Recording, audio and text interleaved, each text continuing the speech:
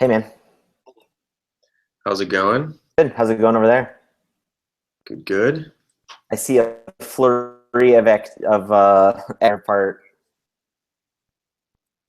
Say again? I'm sorry. I see a flurry of activity in your part of the world. A bunch of emails going back and forth. Yeah, a lot of stuff happening over here. Sorry, something else was catching my attention there. Floating out here. Um,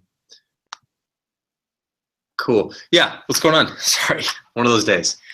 Um, I thought yesterday's show was actually really good because we were talking about sort of the genesis of an idea, sort of where it came from and how it could be like it was an old idea in an old product, or not old product, but older product, and how it can be applied to a modern product. And I thought that was kind of a cool, um,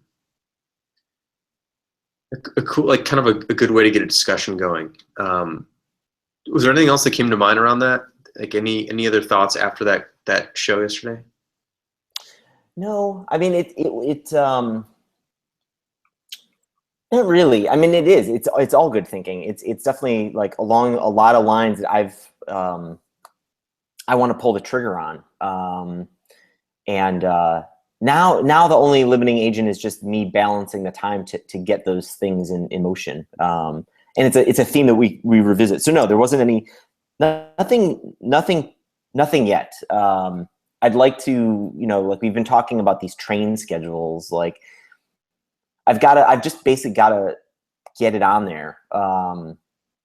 There's just a lot of stuff to pick from the pile of from the to-do list. Yeah. So now I just have to make a commitment to it, and a lot of other things will shake out as we actually commit to it. So no, I didn't have anything else. Did anything else come to mind as you got off the call? Nothing after that, but I've got something to talk about, so we can just switch. Yeah. I was just wondering if there's any carryover from that. So one thing we're trying to figure out is I just posted an update internally about a little bit of a design tweak we're making to this other design tweak we made, and it involves eliminating a feature and replacing with another feature. Now this is just internally, right? And what always comes up is some people like the old feature, and we don't have the new feature yet. It's just an idea for it. So naturally, people are going to sort of attach themselves to what they're used to and not sure if the new thing's gonna be better or worse, right? So there's like that level of anxiety tied to it. But even more fundamentally is why we think we have to remove one thing to add another. And the feature in question is the ability to, currently you can bookmark anything in a Basecamp project to, which puts it in this menu so you can personally get back to it quickly. And it's not actually a very widely used feature currently internally, but it was sort of built during a time when there was a lot of depth to projects. We have this new way of structuring projects, which we've changed. So there's projects are a lot shallower now, more on the surface versus very, very deep. So now it's a lot easier to get to things quickly as of the last week than it was 2 months ago with this new version of Basecamp we were making. So I feel like there's less need.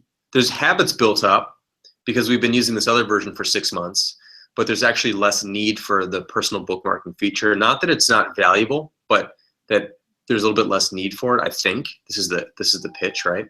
And instead, what we were thinking about doing is allowing you to highlight any part of a project on the project main page, and that highlight would be visible to anybody. Now, this is a little bit abstract because people aren't sure what I'm talking about, but basically anything in Basecamp, it lives in certain places, and then if there's certain things that you want to sort of flatten the project out in a certain way because there's like this really important to-do list and this key file and this Google spreadsheet that you just always want to have visible to everybody because it's just elevated, it's been anointed, it's just more important, flat out more important than all the other 120 things, that you can like put those front and center.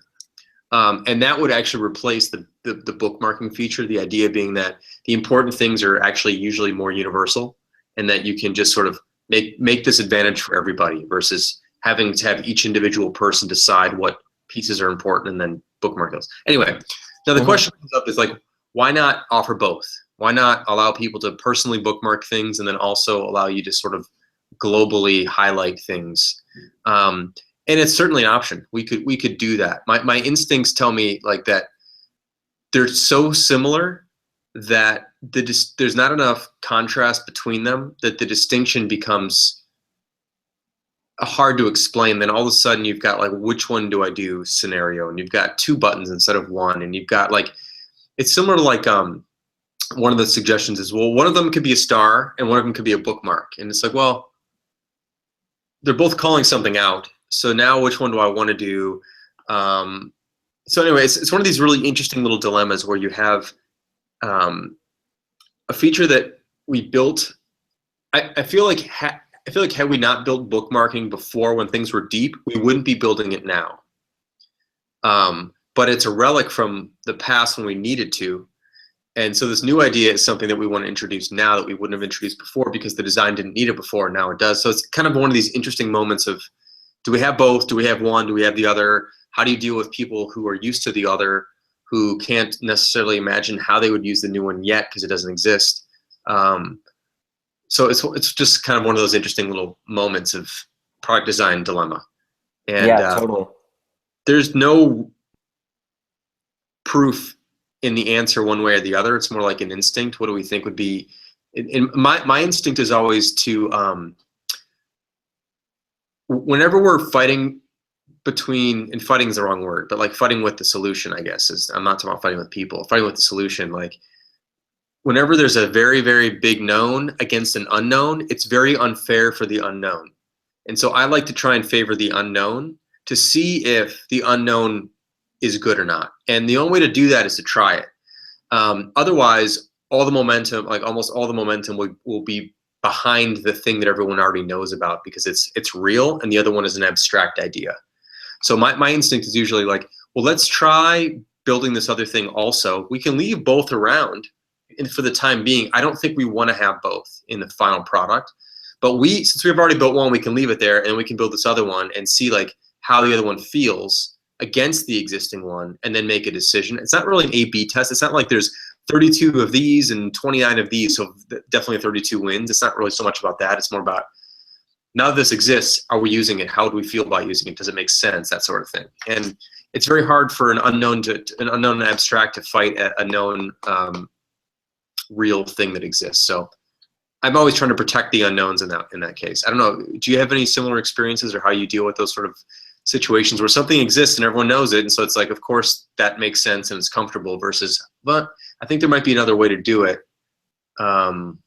Curious where you go with that. Yeah, that's funny you bring it up. I have, so, well, one, just I'll make this quick, but like I'm a fan of never giving yourself a binary choice, like one or the other. But when it comes to things like features, and you and I have like explored this topic in some depth on the show before, but like, we talked about my North Face jacket buying experience. I don't remember which show, but I'll post that in the show notes. But like, we think we want more options, but like people are happier when there's fewer things to pick from. So like, I don't know. In the end, I think you're right. Like people are going to be happy with one choice, and it's probably what it sounds like. It's probably going to be highlighting. They won't miss bookmarking if they can do highlighting.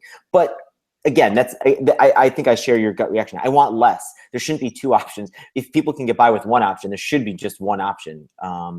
There's like a happiness there that's almost like you can't even describe it. But if there's just fewer options, it makes people happier. There's just less. We see this in high rise all the time. Like there's a lot of options to say, you know, if an email comes in and you want to maybe mark this email as somehow important, or it's about a category of something, what do? Do you tag it?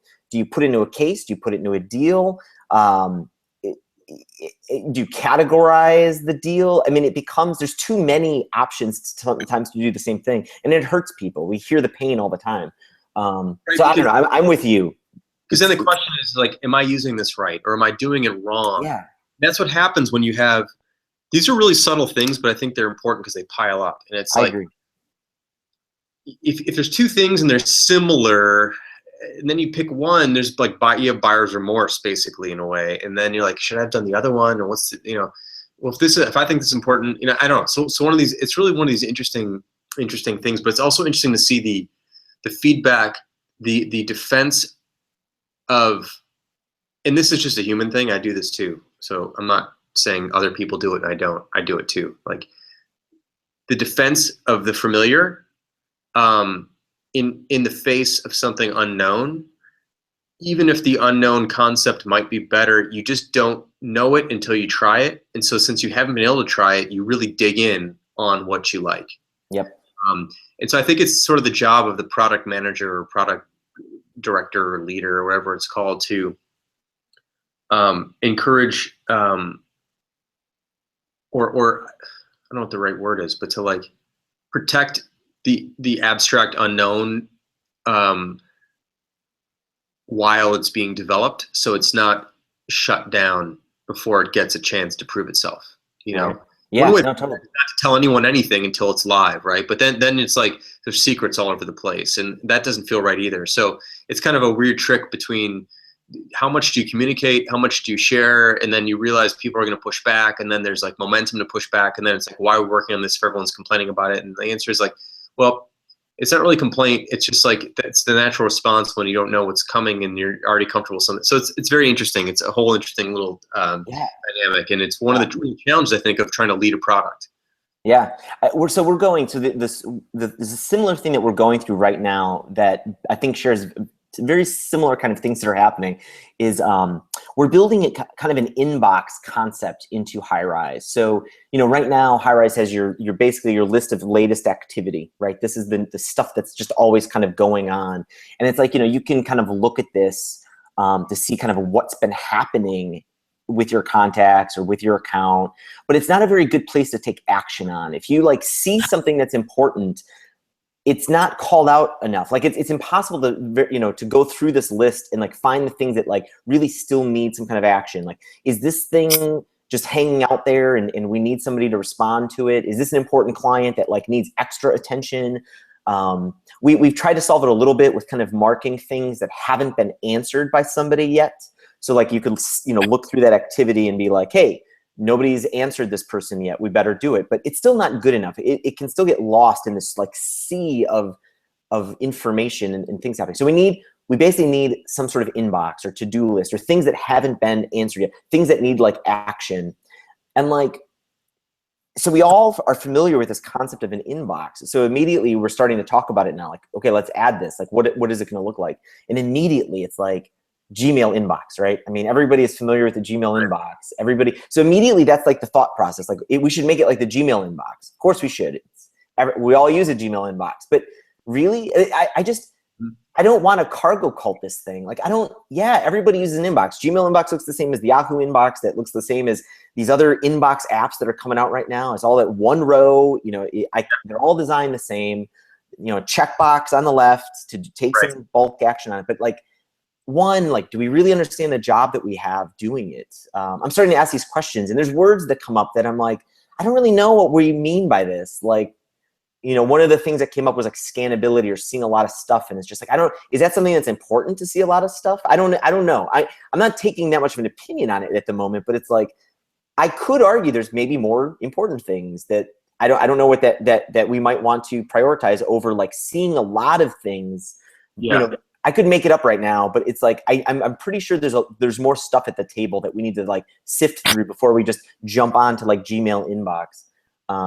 But it's tough because Gmail inbox works. People love it. Like the whole team, I'm sure, uses it, right? Like, so I am trying to defend, like, what if we did something different?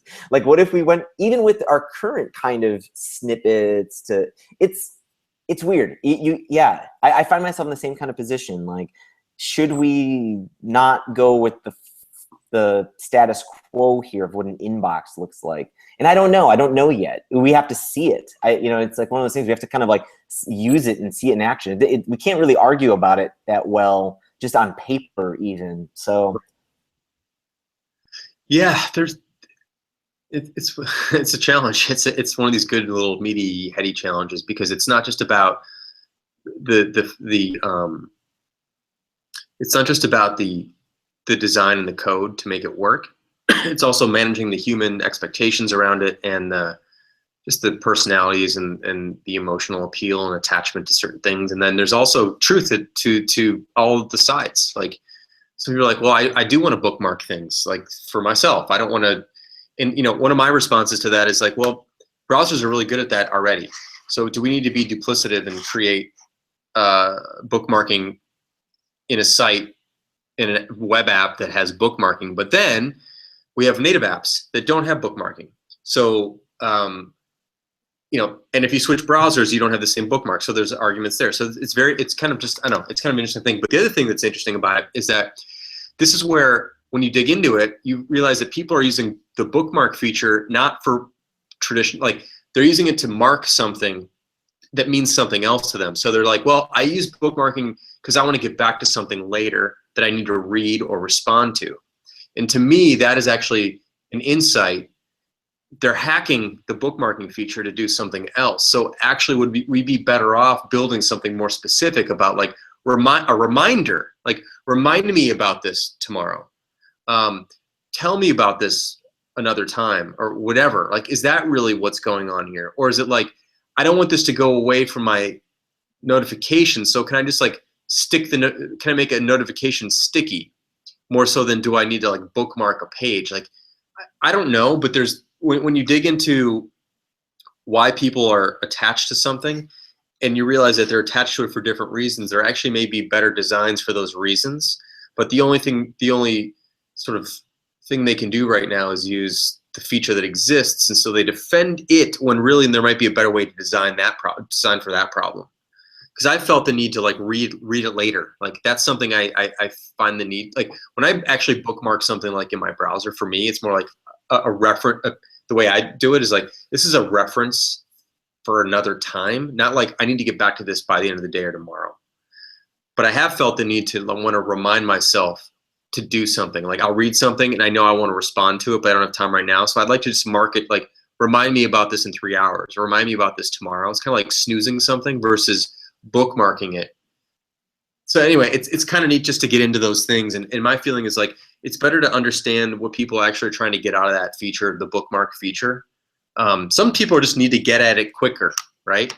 That's maybe what a bookmark is. But other people have said, like, I use it for other reasons, and then I'd rather design around those reasons instead. So anyway. Totally. No, and I agree. I mean, this just goes back to like jobs to be done interviews, like asking why enough times that you get to the kind of the meat of the problem. And that's why I'm trying to figure out, like, why do people need scannability, or why do they need to see more in their inbox? Like why the condensed nature of an inbox? Like what's the need there? And I don't know this stuff yet. And so it might be, it could be, that's exactly what we go to bat with. I'm not arguing against it either, but right. I definitely want to be careful about the steps we take to get into these things that just look like everybody else's thing.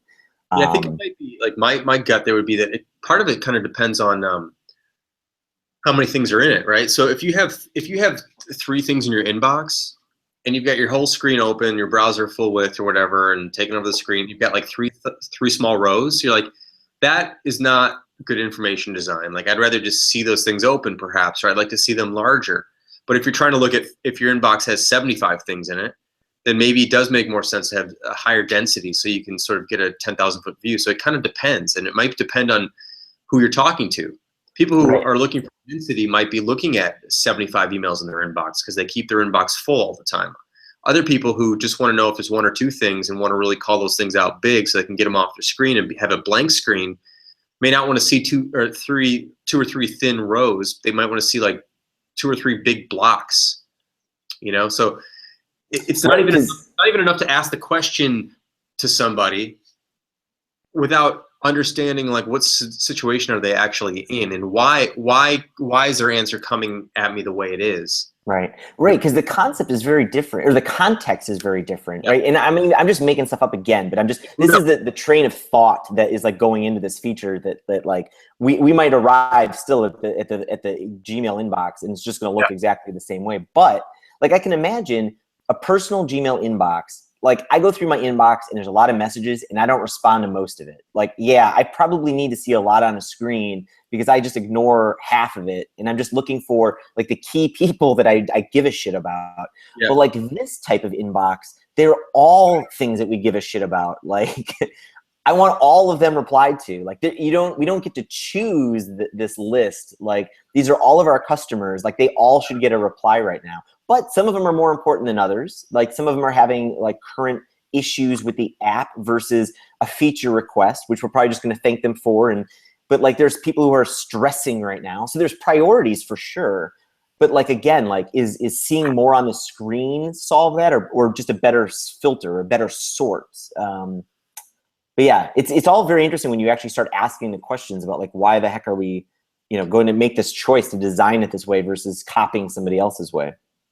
Yeah, I think all we're getting at here is that as product managers, it's important to defend the discovery process and defend asking of questions, because it is easy to default to, well, it's just this is what everything's supposed to look like, so just make that. And like you said, you may end up there, you may arrive there at the end, but you gotta protect the exploration a little bit too, because that's where you come up with something new. And it's tough though when we get down to the wire, right? Like course, I mean, this inbox view is something we want to get out soonish, right? It's already on a calendar of like when we wanted to get it out. So it's just like how much time do we actually apply to the exploration? Like do we get out the inbox view because we know that'll work and that's what people already expect and we can change it later? It's tough. I'm a little torn on the answer to that one. It is. There's no good answer. It's like, yeah, it's a judgment call, and everything's a judgment call. Some things are really worth dedicating more exploration time to. Some things just shake out quickly. Some things take a long time to shake out. Like, I don't know. Who knows, right? Just this, what's hard, what makes it hard's the wrong word. What makes it challenging and interesting, I think, for me. Like, how long do you guys? Different concerns is really like to me is a fun project in itself. How long do you guys like? I mean, if this weren't a launch and you guys were just coming up with a new feature, and you guys were wanting to kind of test what bookmark, pretend the new Basecamp is like launched, and you want to like now work on the next feature, and bookmarking and or highlighting are things you guys want to test out. How long do you spend in that internally? Do you say like, you know what, we're only going to spend 6 weeks on it, we're going to get it out, or like do you try and put, I don't know, still some sort of constraints on it? Usually we don't at the start, because we're like, let's build like something so we can start to use this thing. And then I think some things just make some things reveal themselves as you go, where you're like, this is interesting. Like, this is not totally scratching the itch. We thought it would, but it's not. Why? And then digging into it a bit more, and maybe tweaking and playing with something a little bit more. And some things just are really obvious really quickly. You just kind of, I don't like to say this is a 6-week feature and this is a 2-week feature. I mean, sometimes you do. Sometimes it's really flat out obvious. Like, we need to add a new report that lets you see what's on someone's plate. Like, it's just like a pretty straightforward thing. But then there's other things that are like not quite as straightforward, that are more exploratory, like the idea of bookmarking versus highlighting versus, I don't know, something like that. Or like the idea of like grouping things together or putting them in a traditional folder. Like, is there a spatial representation of how things could be together but not like in something, versus is there like something you just put stuff into a bucket? You know what I mean? There's like, and those are more unknown questions, and that's where you kind of need to see both executions side by side, or use both of them so you can evaluate that. So that's when you kind of, when you're not that sure up front, or when you're like, let's try this one first and see how it feels, and then this doesn't feel quite right, that's when things start to take longer. And then sometimes it's okay, but I don't know. I guess there are certain things up front that are very clearly like just production projects. Like, we need to make sure this email template works on mobile. Like, that's pretty direct. Versus like the other question, like, should mobile have emails at all? And I'm like making up weird things. Yeah, It's like, oh, that's interesting. Like that. Like, if you're on mobile, should it just be an app experience? Like, I don't know. Like, but that's where they start to sort of drag out for a while. Right. Yeah. Shit, 3:30. My God, that was a quick one, I thought. It is. Cool. We started late though. We started a few minutes late. So anything else you wanted to? Not really. Not really. We Yeah, I don't know. I mean, there's always stuff that we've talked about before that we can dig into more. Like you and I had started like that path about naming things that people get really there's whatever. Nothing new. Like I mean, we just keep coming back to like right now, like we're just gonna like keep trudging along with like we had spent all this time like, hey, let's kind of refresh a logo, and we got back like a bunch. We got back like a giant proposal for spending like 4 weeks, 6 weeks, a lot of money, tens of thousands of dollars, and it was like I don't think we don't need that commitment. Like that's not what I wanted to do. So it's like we'll tweak it some. We'll try to evolve it some and see where we go from there. Like it doesn't have to be that giant of a project. And I don't know, it was just another good reminder. Like a lot of people think like a name or a domain name has to be this giant thing, or you will not succeed without the perfect URL. But it over and over again, it does not prove true. Yeah, I agree. I think that there's so many examples of things that seem common now, like names of things that make sense now that were like, you could say were completely weird and ridiculous at the start. Like it doesn't really matter. I think that, you want to come up with something you feel comfortable with, that you feel confident enough to say out loud in front of a bunch of people, not and say it with a straight face. That to me is all it comes down to. And I mean, certainly it should probably be easy to spell and be fairly memorable at some level, but like, to drive yourself crazy over like, well, this name isn't serious enough or whatever. I mean, look, Google, Yahoo, like Twitter is kind of in some ways like sort of a silly kind of thing, but it's not at all. Like Instagram, like it's kind of like hugely cheesy kind of like instant, I mean, like gram, like it's just like it's kind of old, like a telegram. It's like Instagram to share photos. Like what? Well, it's only like used by 300 billion people now. And like Right. the product has to speak for itself, and people get used to things. And all the discussions about branding and naming to me are kind of, they're fun to have, but they're actually not as meaningful, I think, as designers like to ascribe. Right. I mean, like and the examples just kept coming up. Like, I mean, it's like Inkling. I picked this name Inkling. Of course, we couldn't get the Inkling.com domain name back in the day. And it was like, well, let's just go with Inkling Markets. And I remember Paul Graham, like that guy Paul Graham's a wise dude, but like, I don't know, he's a little too, he's obsessed with names in a way that's just like, I don't know, man. I don't know if it really makes that much of a difference. Like he didn't like Wufoo. Yeah. He hated the name Wufoo. Wufoo did just fine. Yeah. I mean, yeah, like names are. I love naming things. It's sure. fun, but I think if you put a little bit too much into like feeling like it must be the perfect name, I think it really comes down to like, how do you feel about it? Can you say it without cracking up and feeling like an idiot? Like, is it memorable? Is it easy to tell someone about if they people know how to spell it if you tell them what it is, or you're like, oh well, no, it has 2 I's and not a Y. Like then you're probably running into some trouble there. Right. But or like, no, there's a silent Q at the end. It's like, well, who would have known that? Like all this weird shit. So don't get too weird. Just make something that's pronounceable, easy to share, fair enough. That you feel good about. Get over it, basically. Exactly. Yeah. All right, man. Then cool. Let's call it, and I will talk to you tomorrow. Same time, good? Yeah, I'm gonna actually be. This will be interesting. I'm going to be in Wisconsin around the time of our show, but I want to do it. So I'm going to tether on my phone, and because I don't have internet where I'm going to be. So we'll see how that works. It should work. All right. Yeah. Awesome. Later on. Later. Actually, it's kind of funny, really quick. So I'll be up in this place in Wisconsin, and there's no Wi-Fi up there, but there's LTE, Verizon LTE, and it's right off the highway.